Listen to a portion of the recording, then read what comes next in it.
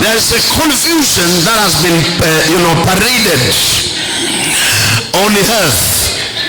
Now, the principles of the earth, when we are living here, we need money, we need shelter, we need clothes, we need a car, we need good things, we need a good family, we need a good wife, we need a good husband. And those things are good, and those things are recommended, and those things are encouraged, and we encourage you to have all those things. But now, when the Bible talks about life and death, it doesn't talk about the things of the earth. It's not talking about the earthly things, the earthly material. It's talking about spiritual matters.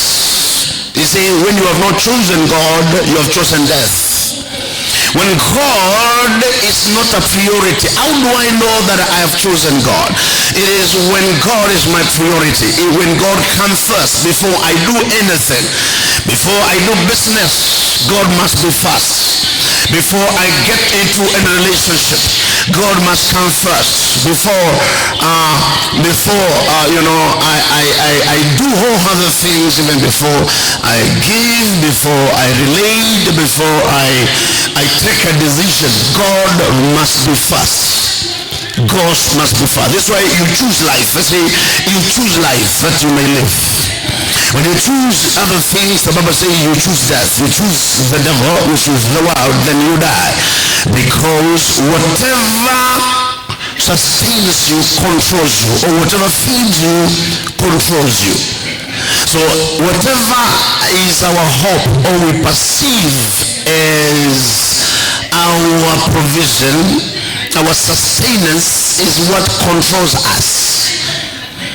So when we see God as our source, then God will come first in our lives and in our decisions.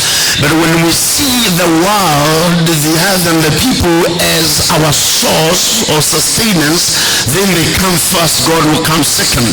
If you see Satan as the provider or as a nice guy, then he comes first in what we are doing, because those who worship demons and shrines, the spirit of the shrines come first.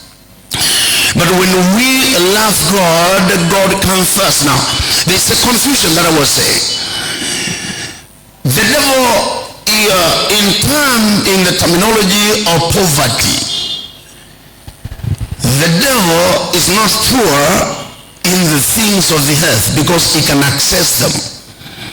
So we preachers can portray him as a very poor thing, as a very poor spirit, and as all that.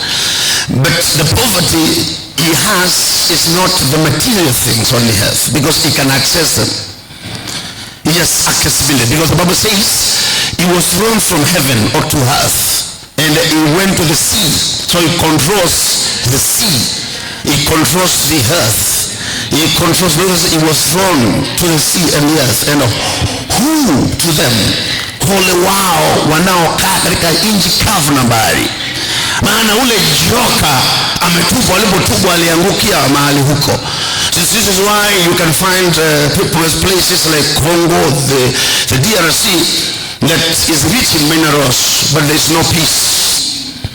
Blood is everywhere. People are fighting, people are killing, people are being buried like that. The way you bury that, the way you bury fertilizer or manure on the soil, that's why you see people being buried like that. So, and you realize, is God controlling that kind of territory? Because God does not want people to die in their sins or die prematurely, because He is the Prince of Peace.